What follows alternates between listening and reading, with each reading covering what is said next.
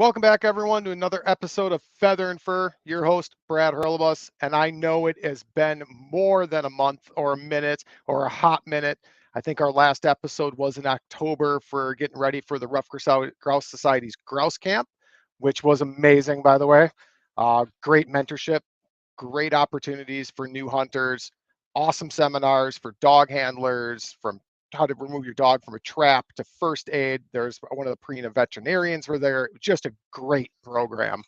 Um, so it's been a while. We kind of took a break, but we're coming back and we've got some exciting news. And we're going to bring Dave Palmer right away on. Mr. Dave. Hey, buddy, how's it going? It's going good. It's going good. I'm excited. I'm excited for a new season and a slightly new field of the show. Yeah, it's going to be good. I was kind of shocked when you reached out and said, hey, you want to jump on a podcast? But I'm glad that you did, right?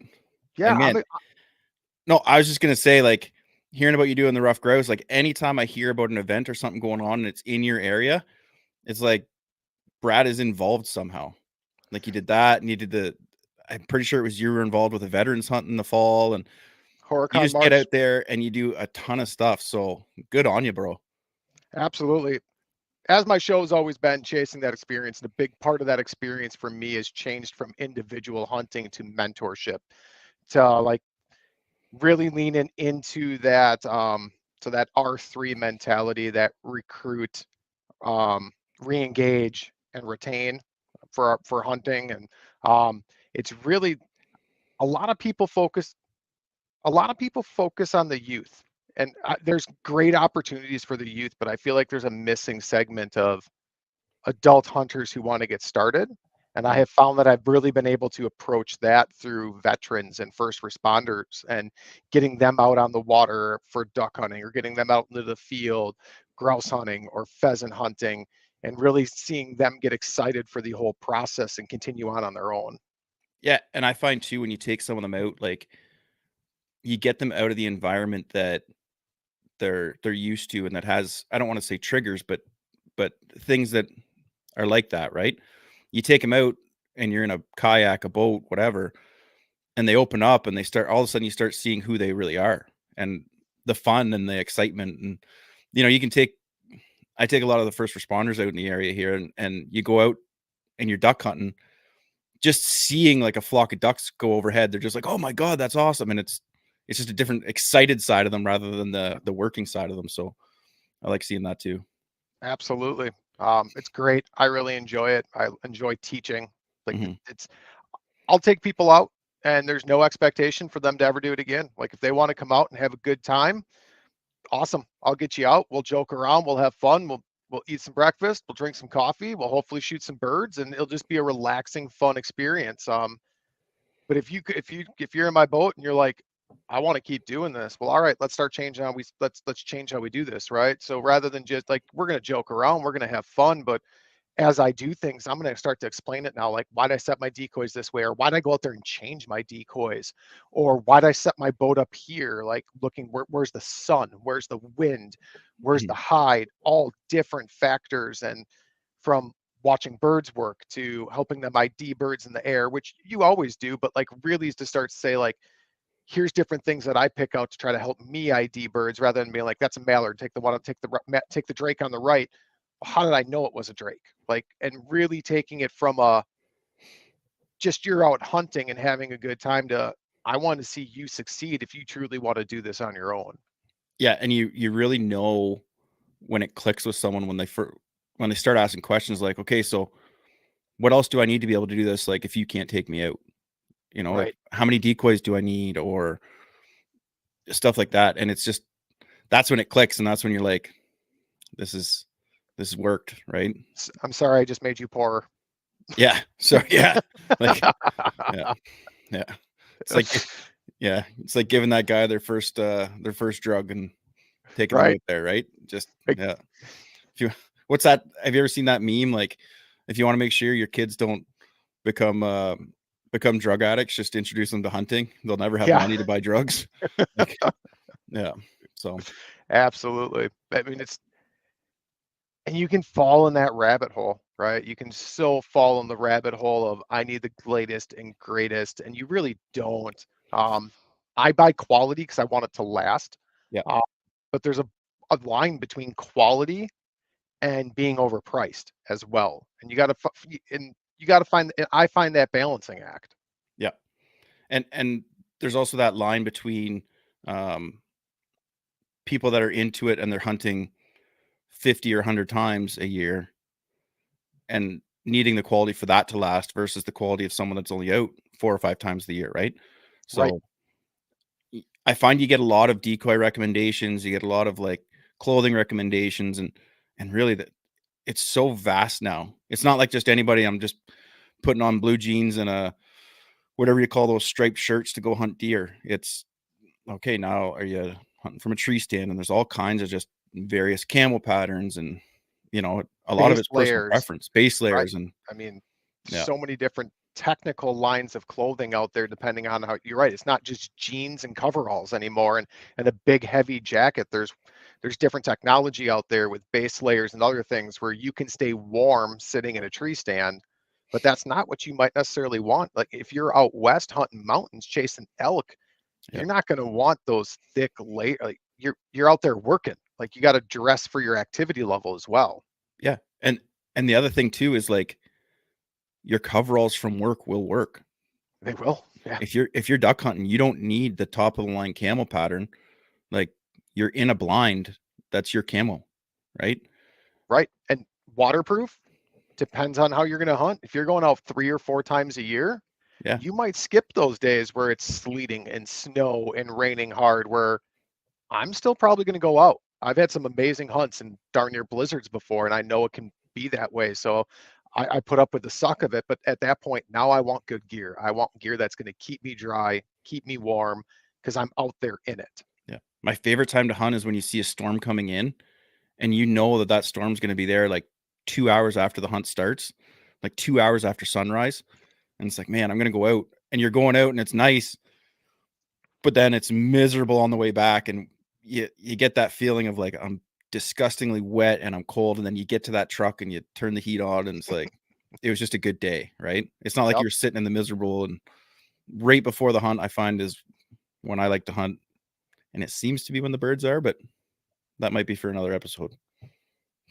There's plenty of talk for more episodes, and that's a good that's and that kind of leans right into it. The exciting news is Dave here is joining me as a co-host moving forward on Feather and Fur podcast, and I'm super excited to have a co-host to share this up, to share this with, and it's going to be great.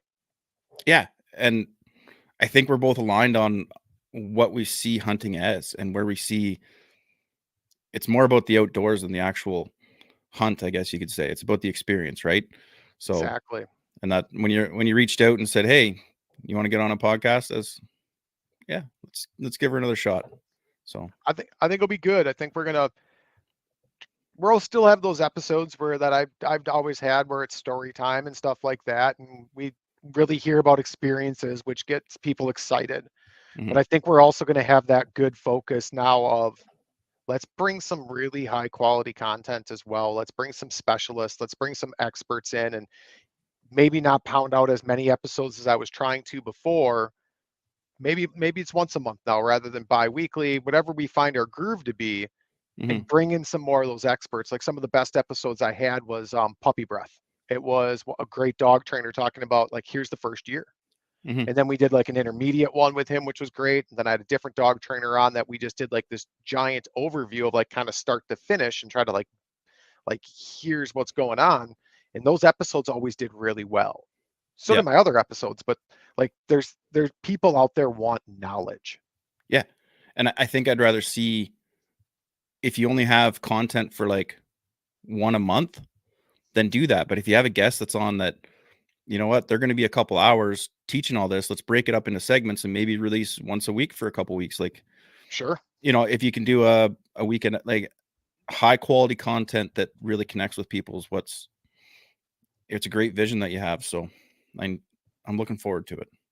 I think it's going to be good, and I think we just be a little more fluid. Not necessarily. There's a lot of shows on the Paddle and Fin Network, and I think just being a little more fluid, bringing that great content, and if we have that long episode, being willing to break it up into a 2 or 3 part series if we need to, so that way people can actually engage with it, understand it, and not be overwhelmed and feel like they have to go back and listen to an hour and 45-minute episode because 35 minutes in, like they kind of got distracted, but then they got back into it, and it just Yeah. And the good thing is that these are actually podcasts. So while we're filming it on video and the video gets uploaded, you don't have to look at my face. So that's right. that's the bonus, right? Right. If you're not the YouTube viewer and you're just listening to this on your vehicle, like in the truck while you're driving somewhere, that's where I normally like consume my content. You don't have to look at either of us. Yeah. And some people do that. Like some people on the way to work, they're listening to it, and on the way home and driving their truck or their snowplow, whatever. Sure. Right. Like my buddy Brian Rushton, he in the snowplow, he turns on, I guess there wasn't much plowing this year, but turns on the podcast and just starts listening to them. Right. So it's good content, and it kind of keeps it's people talking rather than the same music over and over. So yeah. Absolutely. Absolutely. So And yeah. now, No. yeah, like we're rolling like first episode, Mm-hmm. first new episode, new feel. We'll call it a new episode, right? Like first Yeah. episode for us and in spring. And I know you're a big turkey hunter. I know that's one of your driving passions. So Yeah. Turkey's what kind of got me full bore into it. Like it was just, I have ADD. So I find like certain things are hard to hunt. Um, Spot and stock's good for me. Uh, Ducks are good for me because you can kind of be a little bit movement in the blind until you see them, right? But with the right, turkeys, I just find it so interactive, and you can do so much with it that it just resonated with me right from the start. And I was one of those people that when I was in my early 20s, that's when I decided to start hunting, right?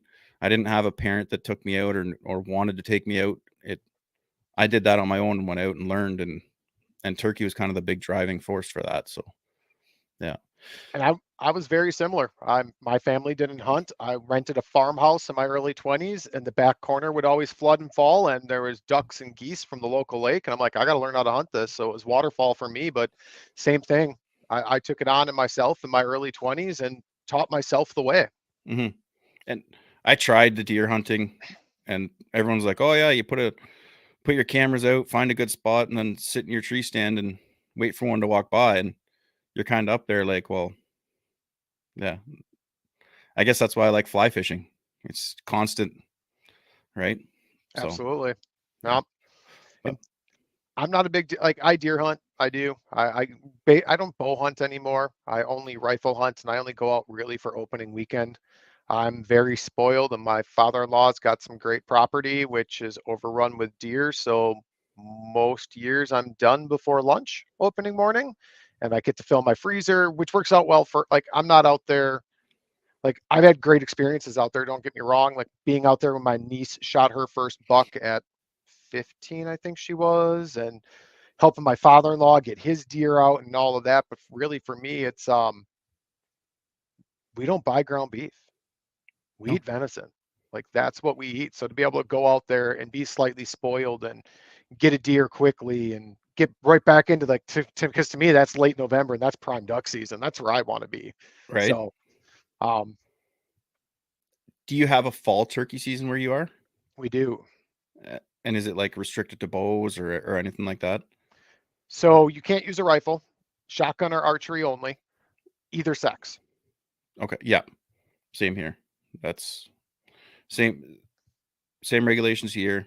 We don't get to use like the one thing I found when I was taking youth out all the time is like my daughter, 12 years old, and she was very petite, November baby. So when she turned 12 that year, she was pretty young when she was actually getting into it. She was just freshly 12 for her first turkey.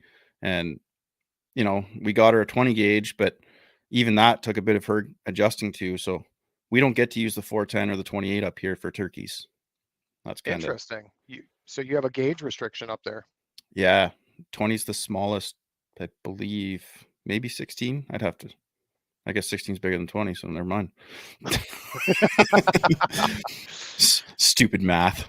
So, yeah. Why is it backwards? Yeah, What is this, exactly. wire?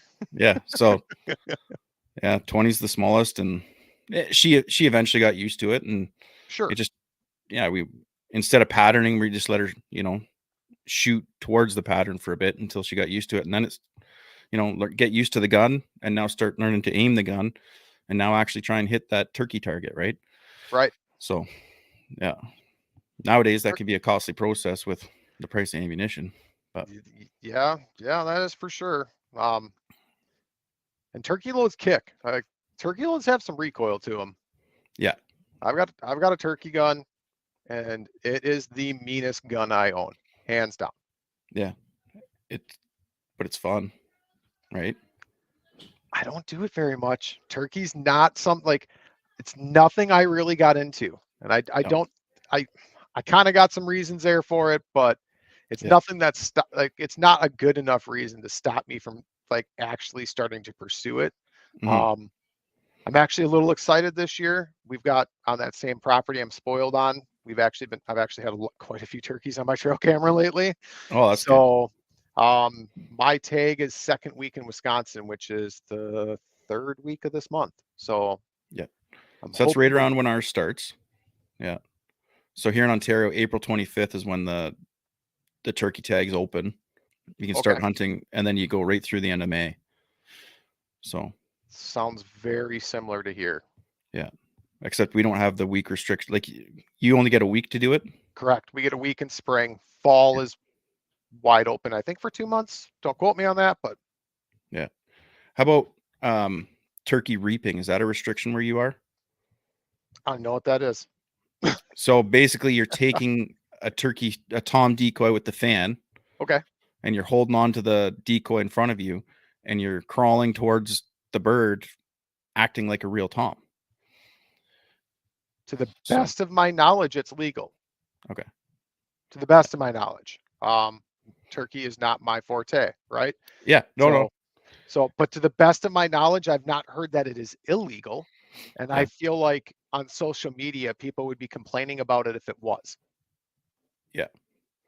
But you got to look at it from both sides, right? Like if I told you, hey, Brad, here, take this decoy, start crawling. It's a public bush. Start crawling Right. towards that other turkey, and then it's gonna ignite the rage in it to come at you. And then when it gets close enough, shoot it. Just from an outside perspective, it doesn't sound super safe, does it? So Well, not especially as when, what do they say? Turkey hunting is one of the most dangerous out there because it's the only time you're in full camo, yeah, other than duck hunting and things like that. Different situation. But in the woods on public land, it's the only really hunting opportunity out there where everyone's in full camo hmm and you're trying to sound like the bird you're trying to kill. yeah, and they tell you like don't have anything red, white, and blue on when you're out turkey hunting because that's the colors of the tom's face, right? Sure. And here you are with a tom decoy in your hand that's red, white, or blue Right. going, and there could be someone trying to hunt that same tom you're trying to go towards, right? So you don't. It's kind of a weird situation, and yeah, it's we don't need to delve too much deeper into that, but yeah, That's one of those controversial topics, which I wouldn't. Yeah, probably I'd go with controversial on that one because uh, you're gonna have people real heavy on both sides, right? People are like, this is the most dangerous thing ever, whereas this is the most effective thing ever. You should know your targets. yeah, 100%. And you have the people like you're taking away things that we can do, but then you have the other people that are like, yeah, but this is super effective and it works. Right. Yeah, it is super effective, and yes, it works. But on the other side, you got to see the dangers in it, right?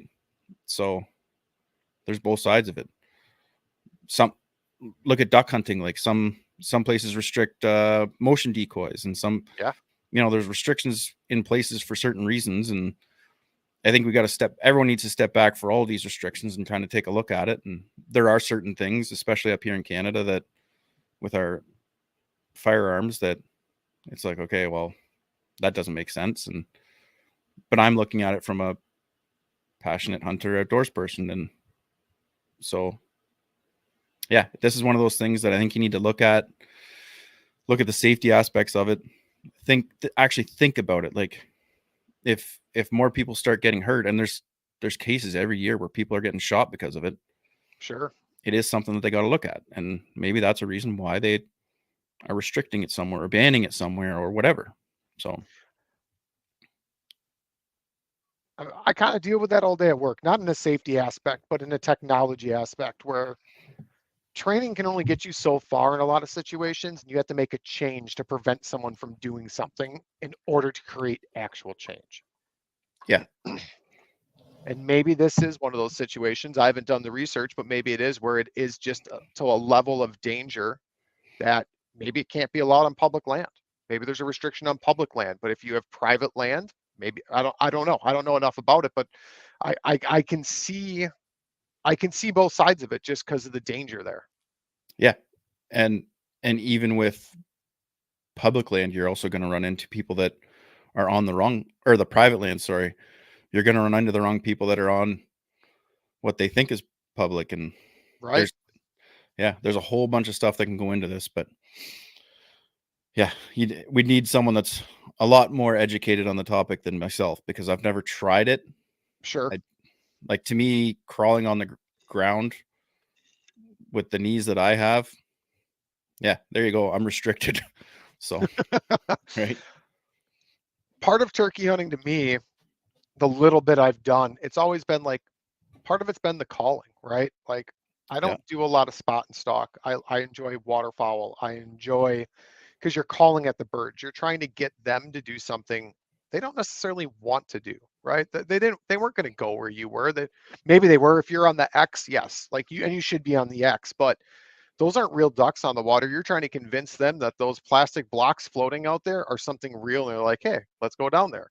Yeah. Turkey hunting to me is that same experience. Like to me, from the little bit I've done it, it's that same experience of trying to find a tom, get it to call back, and then bring it to me. Like to me, that's the challenge of it.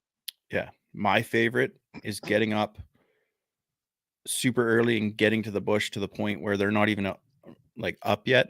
You roost them the night before, so you know the area they're in, and then you get in really close, and then you hear that first gobble first thing in the morning, and then you just kind of start softly working them, and then you hear the hen in the bush, and I just love that part. I gotta admit something. I haven't actually shot a bird in a number of years myself.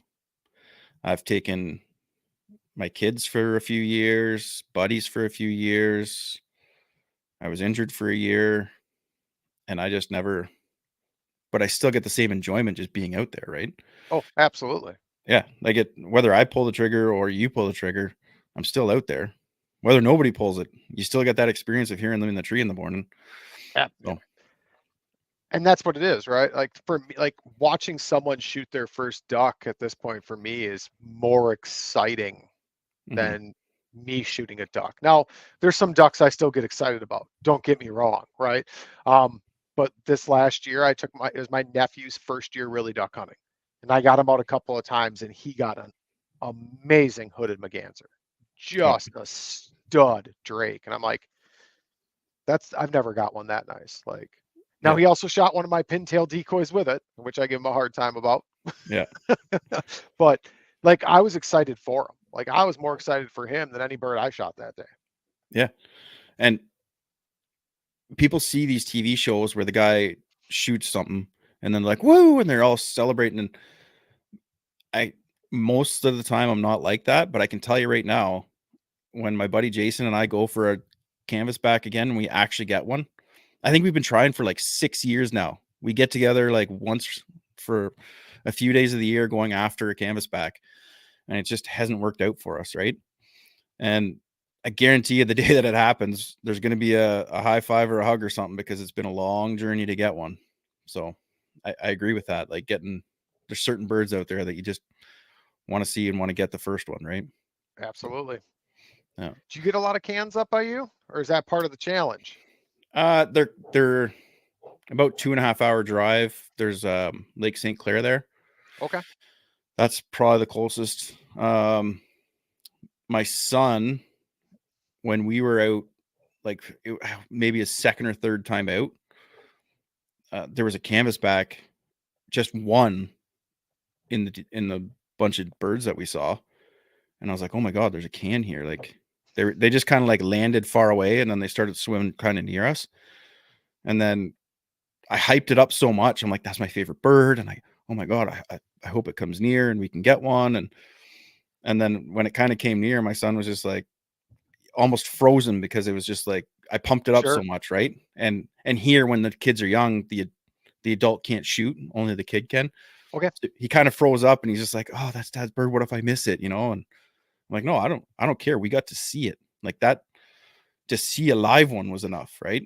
So, and the challenge of actually going and getting one and finding it, and yeah, it it just goes to show you that there's more to it than just like what they show on TV or YouTube or whatever. Like we've been after it for a few years now and 6. So yeah. That's a long time to chase one bird. Yeah, that's just it. Now we're only specifically going after them a Sure. few days a year, right? Right. And Right. it you need the conditions. And 6 years ago when we went out, it was still super warm out. This year, like it was too warm and there wasn't enough birds to make the trip, right? It just didn't make sense. So I just went to his house this year instead, and that's when we got that stud pintail that I sent you the picture of. That was a beauty. Yeah, and even that we were like, that's a beauty bird, you know. Yeah. And it's pretty cool too to see people that like get a beautiful bird like that and just want to have that. Oh yeah, I got this bird, and then the people that appreciate what they actually got, and they're making sure the feathers are all okay, and they're wanting that mount to remind them of it, right? In this Right. case, it's a mount reminding him of the hunt that we had, just a spur of the moment hunt. So that's, I don't know. Those are the cool little.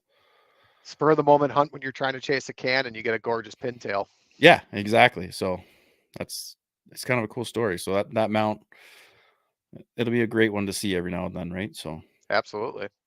yeah, Reminder yeah, of a good hunt. Still on that 6-year challenge. Like it's even a little poke at that, right? Like you still don't have a can. yeah, right. Just mount it with like a crushed like Budweiser can beside it or something. Yeah.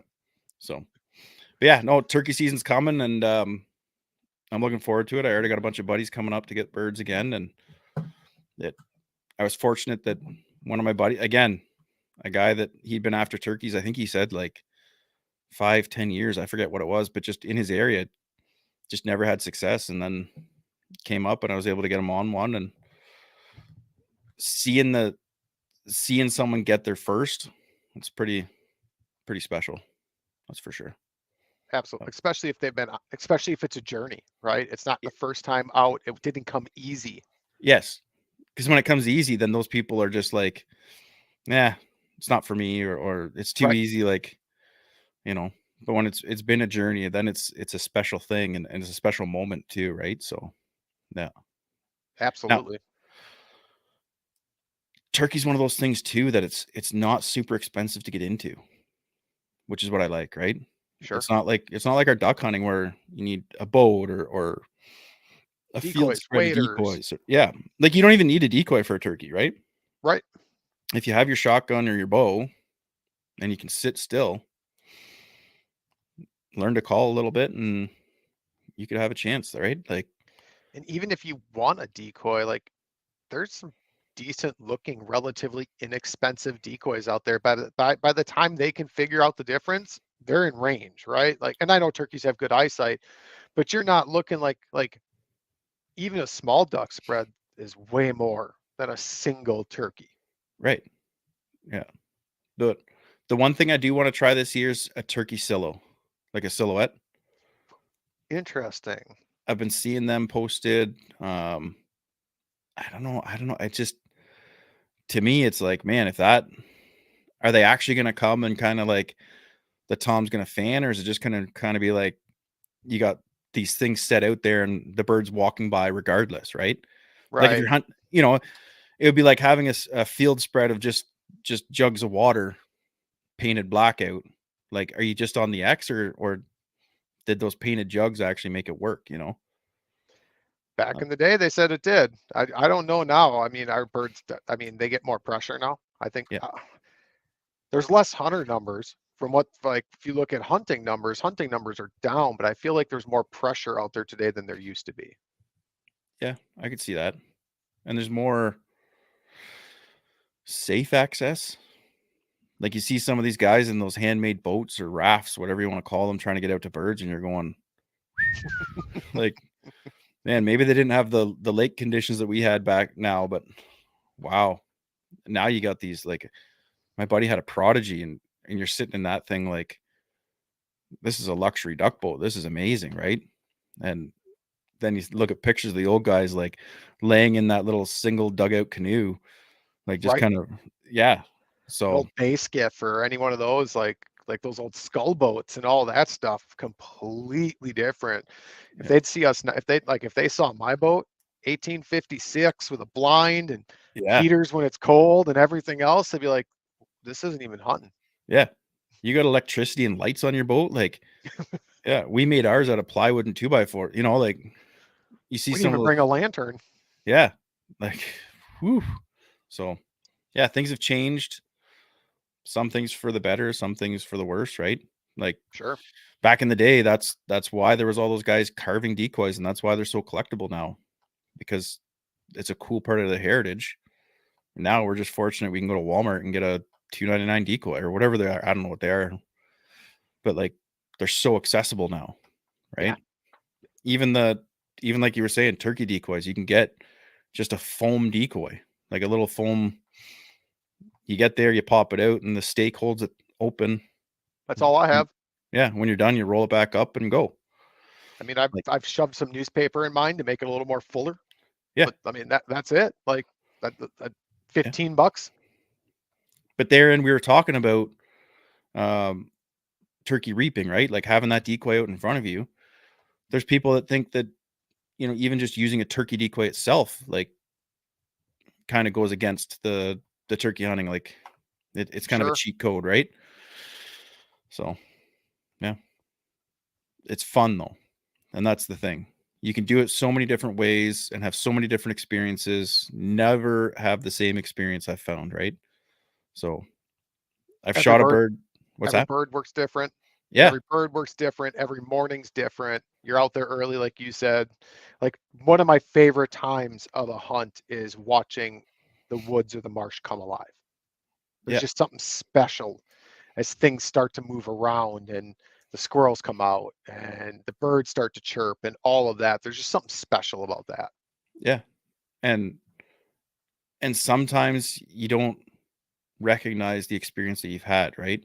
I remember I took someone out and the birds came out of the tree, and then all of a sudden a coyote came out. Oh, the hunt's ruined. This sucks. I'm like, you got to see those birds fly out of the roost, land in the ground, and see a coyote come out and presumably try and get a meal, Right, right? Like, right. you're watching something in nature that a lot of people don't see, right? They don't program that into your video game, and a hunt like something like that mostly probably isn't recorded and put on YouTube. So yeah, No, that's a cool experience. I mean, yeah, you watched a predator yeah. try to get a meal. Like that's pretty cool. Like, yes, did your hunt not work out? Yeah, it didn't. Didn't work out for him either. It sounds like so. Yeah. Would it have been better if it worked out for him instead? Like, who knows? Right. But yeah, uh, it's all in how you judge your own hunt and the hunts of the people that you're with, right? If you're out there thinking the hunt's just the kill, yeah, maybe it is a bad experience for you, but you got to look at it in the bigger picture. So Agreed. yeah, Agreed. And I feel like a lot of hunt, like even when I was younger, like I mean, I wanted to shoot my limit, right? Like a limit was the hunt. I mean, yeah, I feel like a lot of hunters go through that and then they start to mature. yeah. And I don't know if mature is the right word. Maybe the focus just starts to change. Grow. They start to grow and develop their own aspect, right? They're seeing it Right. for what, you know, the first time you're putting in all that work just to go out and get the birds. So you're hoping that it happens. But once you've done it a bunch of times, it's like, oh, well, just being out there every day and with your buddy or whatever is a good part of it too, right? So Absolutely. I mean, yeah, the blind conversation's always good. I'm sure there's good conversation in the truck when you're driving to different areas in the morning. I mean, I have that with like getting ready, but same with turkey.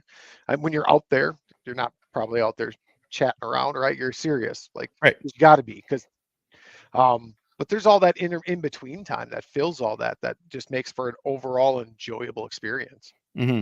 And a couple of my buddies and I have been talking about like some of the best things with hunting are traditions and experiences, right? So we've been talking about, okay, we got to figure out a tradition that no matter what, we follow it and we do it, right? You know, opening day we get together, or a lot of people, you think about like deer camp. Yeah. They have that tradition of getting together the night before and doing whatever their traditions are. I'm not a deer hunter, but you hear about that, and it's traditional that the whole family gets together for deer season, right? So people have traditions, and then experiences. We were talking about, well, let's do a duck hunt with all single shot, like old cooeys, you know, just Why like not? it's an experience, right? Right, right, So if you don't get a bird, you don't see anything come in, it's still you went out and tried and you had fun, right? right. So No, traditions are important. And it doesn't need to be family passed down traditions. You can start your own traditions. I mean, a buddy and I did. I think I'd have to look it up, but it's kind of, I'm pretty sure this is the 15th, this coming up is our 15th year of grouse camp. yeah, and that's now. What is your tradition for grouse camp?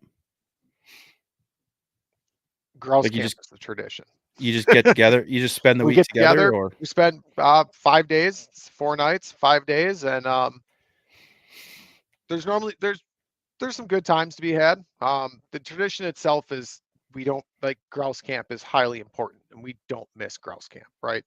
But inside a grouse camp, there's some smaller traditions like we always cook some good food. Like we like cooking is one thing we do. Like we might go out and grab a bite here and there, but we're cooking food, and we've got a couple of foods now that have like turned into tradition for us. Like one of them is I think this will I think 4 years or 5 years now we've done this. Um, get a big package of brats and smoke them. Like just oh smoke them, yeah, chop them up into little rounds, and throw them on a hot skillet with onions and green peppers and orange peppers and red peppers and like that's one of our meals. Like, and that meal is a staple now. Like that's one of or I guess you could say food some of our traditions. The past 3 years, I've done a venison pinwheel, so I've been starting to get my tender, like my backstrap, the loin, yeah, rather than butterflied. I leave one whole. One of them okay, stays whole, and I pound it flat, layer pesto, seasoning, cheese, roll it up, and smoke it for 4 to 6 hours. man. Like The, I, I guess you could say that. Like that's some of our tradition. Like right there now is like food. Like food's one of them, and yeah, good bottle like for us like a good bottle of bourbon or whiskey or something, and we're not getting drunk up there, but like we'll have a small glass of like good quality like bourbon or whiskey, and then like a really good meal. yeah. And I remember, like, you're hitting on what I another part that I like for the people that are just listening and they can't actually see me and they don't know me, I have a double chin for a reason. Like, I love my food, man. That stuff is, yeah, it's good stuff. But no, and that's just it. Like my first time that a group of friends and I got together for a duck camp. I didn't do deer camps and stuff, but you always think when you think about a deer camp, you think about the boys all getting together at the back shed and just drinking pints, right? Right. We went down there and the one guy brought this bottle of expensive rye, and it was like, oh, we're just we're not there to get hammered because the next morning we want to have a great hunt. Like we want Right. to go out there and not feel like crap. So we just it would have been more of a tradition. Like we were trying to do it every year, but then with that little flu that came about, yeah, rhymes with Movid. But because of that, we had to cancel because they weren't renting out the hotel for a year. But Sure. like, yeah, so it kind of became a thing. Like you just, you know, you bring out you probably spend the same amount as you would have if you tried to just pound the pints back all week on a good bottle of whiskey or whatever you're having, but you're having a better morning, right? Right. You don't feel like a pile. You don't feel like a pile. Yeah. No, I mean, I remember one opening weekend of duck up north, man. We hit it hard the night before, and I poured myself out of bed. I remember throwing up behind the blind. Right? I Yeah. mean, they were in my younger years, but I mean, I still made it out there. But whoa, that was a rough morning, and I'm too old for that now. I mean, I don't want to feel that way. I want to enjoy my No. weekend. I don't want one night of overindulging to like for now be like a day and a half of just feeling like a pile. Yeah, just a miserable morning, especially when you're getting up. Like sometimes you scout and it's like, oh, it's gonna be like an hour drive and then a 15-minute boat ride, and so you're getting up at like 2:30 or 3 in the morning just to, oof, yeah, Yeah, and I yeah, mean, with the pressure around me in some spots now, I mean, if you're not to the ramp by 4, you're late in some areas now. Like you like, yeah, there's plenty of water, but if you want to be where the birds are, ooh, you better be willing to get there. yeah, yeah. But When you're uh, still drinking at 2 in the morning, yeah, do I go to sleep or do I just stay right? up? Right? Right, exactly. Like, might as well just get the boat ready. Let's go. Yeah, and it's a good thing Jimmy didn't drink because someone has to get us to the boat ramp. Right, Yeah, right. yeah. Who's the designated driver this time? Exactly. And people wonder why, like, you see, like, a Monster or Red Bull has kind of become a tradition in a lot of waterfowling YouTube stuff, and, well, there's part of it. Like, you're up early and yeah, it's a long day. It can be. Sometimes Or yeah. that Sometimes that's coffee doesn't settle well. and that's where I like really enjoy my boat, right? Because there's been times where I've got out on those pressured areas and I've got there early and I've put the time in and I'm a solo and I'm like, there ain't no one around me. Like I'll leave the boat light on, fold the blind over, close all the hatches, turn the heater on, blind bag as a pillow, and I'll go back to bed. Yeah. Have you ever done it where you knew it was gonna be pressured the next morning? Like, you see just a massive amount of birds come in, so you park the boat out there and you sleep in it overnight? I've not. I know plenty Oh, of people that have. yeah. I've not. It's been to the point though where I've debated it, right? Because if I've got to leave my house at 2:30 to get on the water by 3:30, and it's 11 o'clock and I'm still up because it's a Friday night or something like that, Mhm. do I just go out there and sleep? Yeah, right? Turn the heater on and Right? yeah, that's maybe that's your tradition, right? Yeah. "Oh, let's do a night sleeping in the boat every year." Oh, I know plenty of people that it's crazy. I remember I used to like Horicon Marsh is the biggest freshwater marsh in the US or North America. It's one of the two, right? It's a huge marsh and I used to work right by it. And I yeah, remember being at work on Thursday before duck opener, seeing guys go to the marsh to go sleep there till Saturday morning. yeah, Talk about pressure. Like yeah, that's crazy. I don't, I've got other areas. I like to me, like, yes, you can have amazing hunts in these big marshes and these pressured areas, but I've gotten to the point personally where end of the season, water's limited. Yes, I'll get there early. I'll hunt those spots. I will do that. When there's more opportunity, more water, everything's not locking up. I'll go hunt a small hole and see a quarter of the birds. And to me, that's a better experience because I'm not dealing with all the pressure. yeah, and sometimes you find that the pressure from the people going into that area that's good. If you're on an area that's just outside of it that doesn't have the pressure, you're gonna get the things that are blasted away, right? Right? So, yeah, it's all fun times. And then you see those people too, like, I know I was watching that episode of that Doctor Duck. I think that's what it is.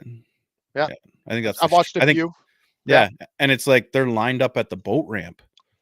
Hmm. Like, they're sleeping in the boat ramp just to get in, and then there's the shotgun start first thing in the morning where all the boats are lined up and ready to go, and it's like, Yeah, that's crazy.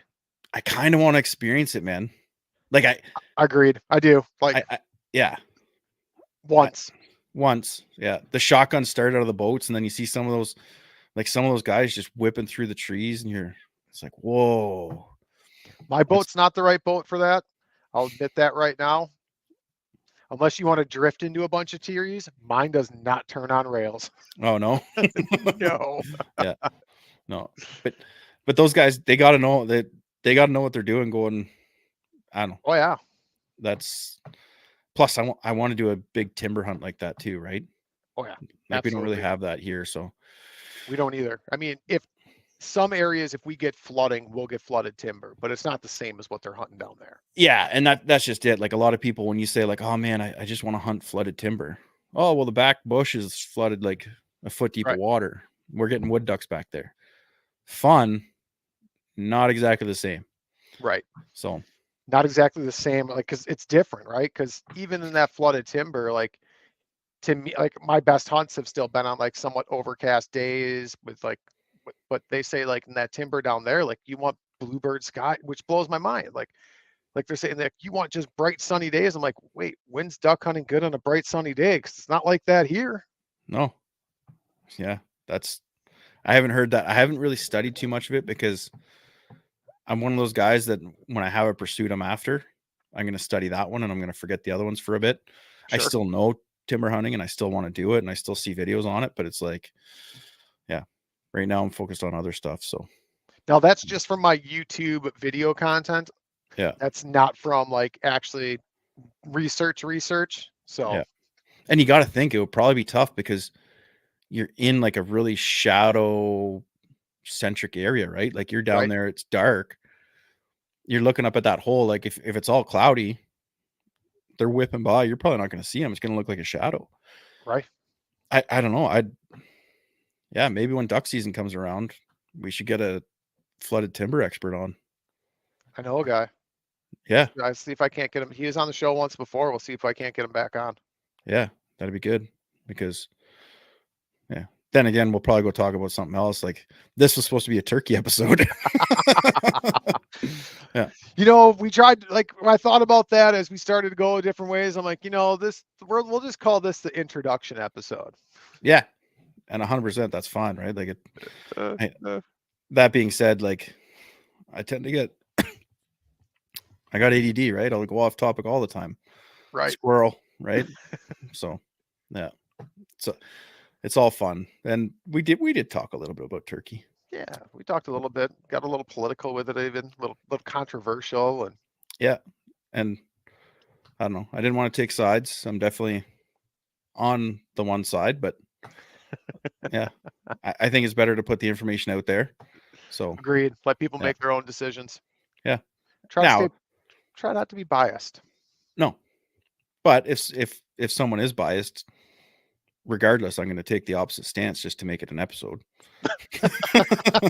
Yeah, yeah. I'll So argue anything. That's all right. yeah, that's okay. It's yeah, Uh, that's it. I don't know. It brings out more, right? You can kind of delve deeper into the subject. right. So yeah, it's fun. No, I'm excited for this year. I'm excited to bring you on as a co-host. I think it's going to be really good. I'm excited. Yeah, I I was on the fence when you reached out, but just knowing you and talking to you and then when you gave me your vision, I was like, you know what? Let's do it. Let's just go. Like, let's have fun with it. Right. Right? Not serious. Like, No. just bring people on, have some good quality episodes, get technical, bring some Yep. experts in, still have some fun shows where we're just sitting around shooting the crap. Like, yeah, it's gonna be good. It's gonna be good. Yeah. And I think another part too is when you kind of said like we're gonna delve into grouse hunting and deer hunt, like we're not restricted to just one platform. It's like, well, No, I'll be able to learn something too. Right? There's gonna be yeah, episodes, a lot of episodes, I'm sure that I have no idea what I'm doing with deer hunting because I don't I've never enjoyed it. sure. So if we have someone on talking about deer hunting, I might end up asking a lot of questions. Which is good because I guarantee there's people listening that are thinking those same questions. Yeah. So you don't have to be an expert, but yeah, you have to be doing and passionate. So Right. yeah. Yeah. Next episode, Turkey. turkey. Turkey specialist. Yes. It's gonna be So good. I think so. And I hope I don't sound too stupid asking them grade 5 questions to a scientist. Well, you know more about it than me. I'm gonna be like, wait, they have a fan like a grouse, right? Yeah. I love that picture of the guy that got the grouse and he's holding it up like a turkey. He's got it. It's just like, yeah. So, yeah, it'll be good. It will be good. Yeah, I'm excited. I think we'll end that. We'll wrap this up right here. So I appreciate it, Dave. It's going to be great. I'm truly am excited. I hope the listeners are as well. And we're going to come back with some more regular content. So it won't be a 4-6 month break actually. So you'll be hearing from us more often. Yep. Until next time, Dave. Yeah. Go ahead. No, I was just going to say until next time, buddy, and hand it over to you. But yeah. No. All right. Appreciate everyone tuning in and listening to this episode. Until next time, everyone, keep chasing that experience.